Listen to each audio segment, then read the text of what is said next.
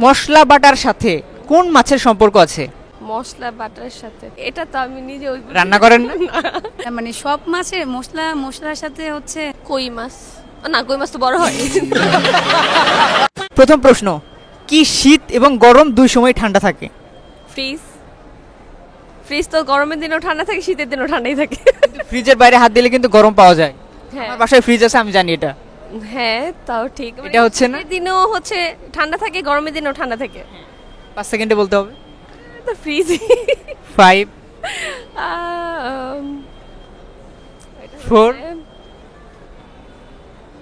ঠান্ডা। বলেন কোশ্চেনটা। আবার একটু বলেন। কি শীত এবং গরম দুই সময় ঠান্ডা থাকে? 3 এটা কি আপনি অপশন দিবেন না কোনো, যে না এটা না এটা? এটা তো ক্লু দেওয়া কথা, তাই না? এখানে এতটা সিম্পল প্রশ্ন যে এখানে ক্লু দেওয়ার মতো কিছু নেই। 2 পারবা? পারবো না। 1 পাস। হ্যাঁ, পাস। এমন একটি ফুলের নাম বলুন যার মধ্যে একটি ইংরেজি মাসের নাম আছে। এইটা কিন্তু পারার কথা।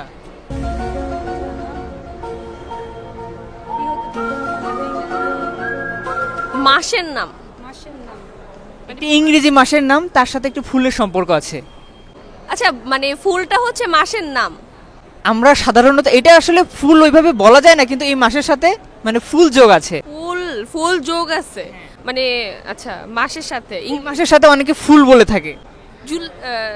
জুলাই, মানে কি এরকম একটা জুই ফুলের সাথে তো জুলাই মাসের মিল আছে। এই যে মাসগুলো আছে ইংরেজি, এই মাসের সাথে এই ফুলটার সাথে মানে অনেকটা মিল আছে, আমরা বলে থাকি অনেক সময়। আচ্ছা, এপ্রিল ফুল? হ্যাঁ, এপ্রিল ফুল। এটা কি শিওর? আমি শিওর না। আপনি শিওর না? আমি শিওর। আপনি শিওর? আচ্ছা, তাহলে তো দুজনে এগ্রি করছেন না, তাহলে কোনটা অ্যানসার নেব? আমাকে তো কোশ্চেন করতেছেন, আমি অ্যানসার দিতেছি, আমি তো এটা শিওর।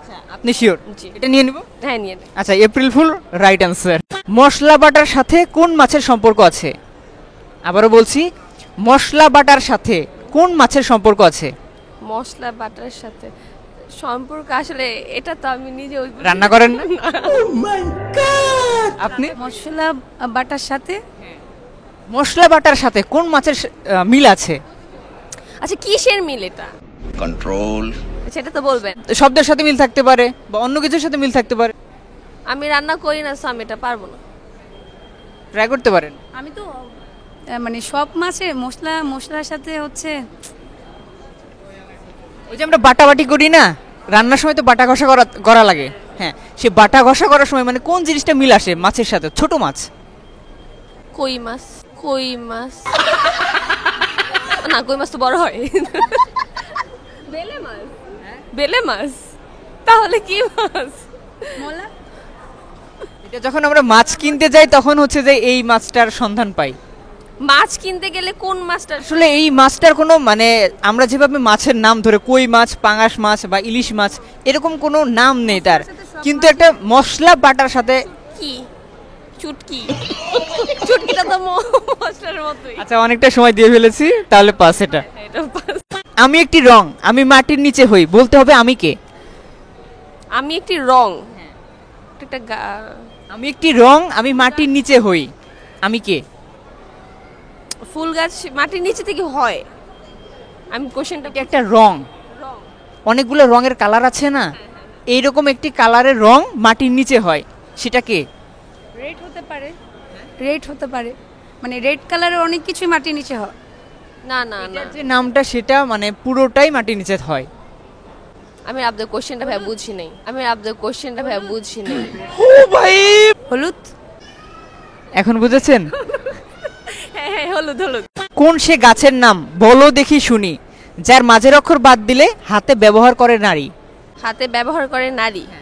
একটা গাছের নাম হবে, সেই গাছের নামের মাঝের অক্ষর বাদ দিলে যা হবে সেটা মেয়েরা হাতে ব্যবহার করে। এত অল্প সময় কি এত গাছের নাম মাথায় আসে? আপনি বলেন। বাত তো সহি। এখন আপনি চিন্তা করেন হাতে কি কি পড়েন। হাতে চুড়ি পরি, আন্টি পরি। 5 সেকেন্ডে বলতে হবে। না, দাঁড়ান, আমি টাইম নিচ্ছি, 1 মিনিট। 5। বালা। আর গাছের নাম কি হচ্ছে? বাবলা। শিওর? হ্যাঁ, শিওর। বাবলা, আর মাঝখানের ব কেটে দিলে বালা হচ্ছে। হ্যাঁ। ওকে, তাহলে আপনারা 3টা প্রশ্নের রাইট অ্যান্সার দিয়েছেন, এটা আপনাদের জন্য। Thank you.